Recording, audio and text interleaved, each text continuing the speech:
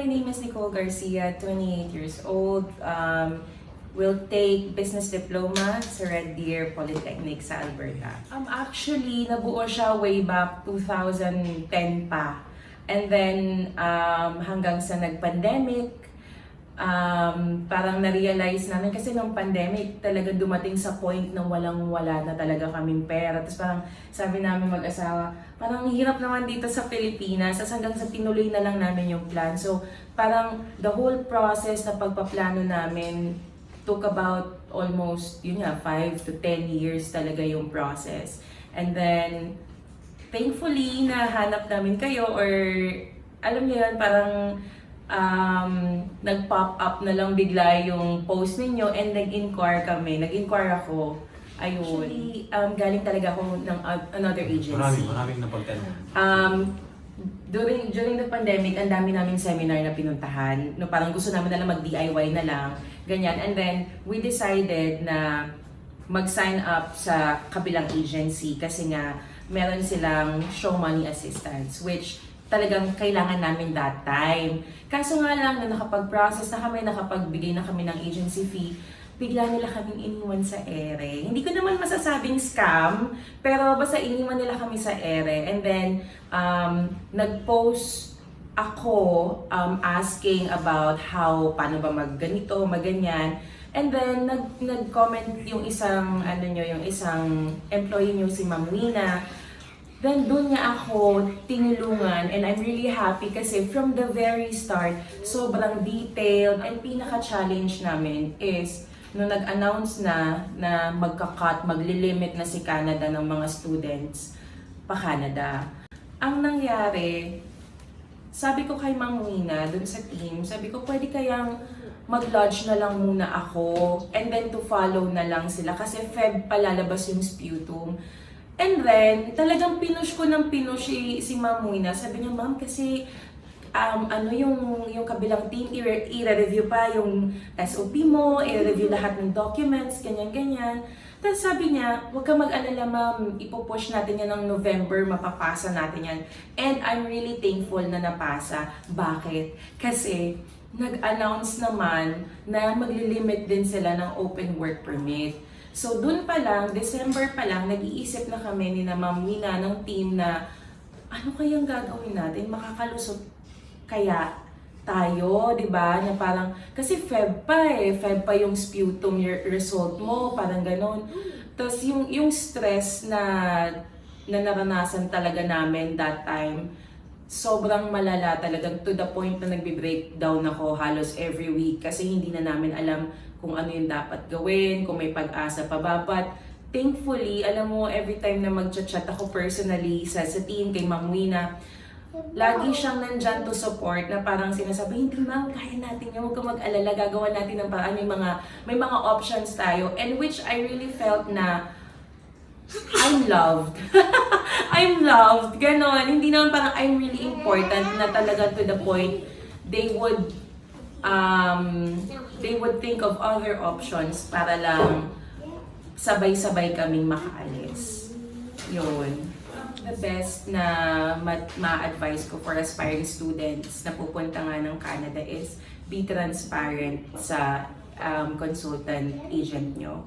Kasi from the very start, naging transparent ako, which was really, really good and really helpful, especially dun nga sa proof of funds na sinasabi natin. From the start, first day, nag-i-inquire pa lang ako, naging transparent ako sa kanila, and dun nila,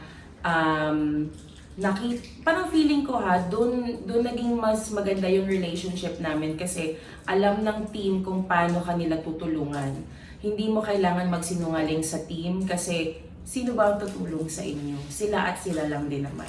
Ayun, dapat maging transparent and dapat ready yourself mentally na dapat iisipin mo laging may positive side pero at the same time, you prepare yourself for the worst that may come.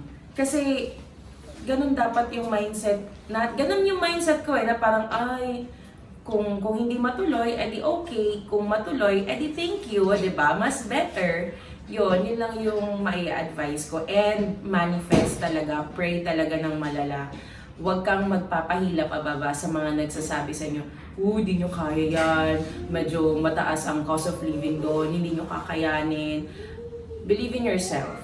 Kasi, sino bang tutulong sa'yo sa Canada? Sarili mo lang din naman. Wala namang matutulong yung mga ibang taong naghihila sa'yo pababae. Yun lang yung masasabi ko. Confidence level ko talaga, feeling ko talaga 100% talagang ma-approve. Nagulat ako kung gaano kabilis yung approval. Kasi may mga nagpo-post na 3 months, 4 months, minsan umaabot ng 1 year. Pero yung sa amin, nag-lodge kami, from that day na nag-lodge, 28 days approved na yung application. Ay, grabe. Kasi graveyard shift ako. So, naka-silent talaga yung phone ko and then naka-off yung wifi and data.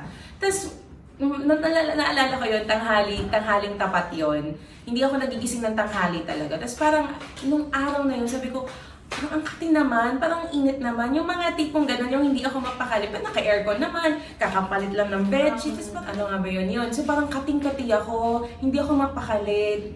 Talagang turning from side to side sa kama. Tapos, I decided to check my phone. So, nagbukas ako wifi. Tapos, biglang ang daming chat sunod-sunod. Sabi niya, congrats, congrats. Sabi ko, ano yun? Bakit may nagko-congrats? So, pagbukas ko ng Viber ko, ang dami lahat ng nasa group chat namin na naka-assign sa akin sa iCanada team. Lahat nagko-congrats. Tapos hindi ko naiintindihan. Feeling ko nananaginip ako. Naiyak ako. Naalala ko. Feeling ko nananaginip ako. Tapos ang una kong tinawagan, yung asawa ko kasi nasa work siya. Tapos parang sabi ko, approve na ako. Tapos tumatawag ako. Sabi niya, bakit ka umiiyak? Ba't ka umiiyak? Sabi ko, approve na, approve na. Tapos hanggang sa umiyak na ako ng todo. Tapos sabi niya, thank you Lord. Ganyan. Tapos tumawag na ako sa tita ko, sa friends ko na mga nag-aantay, na approve na.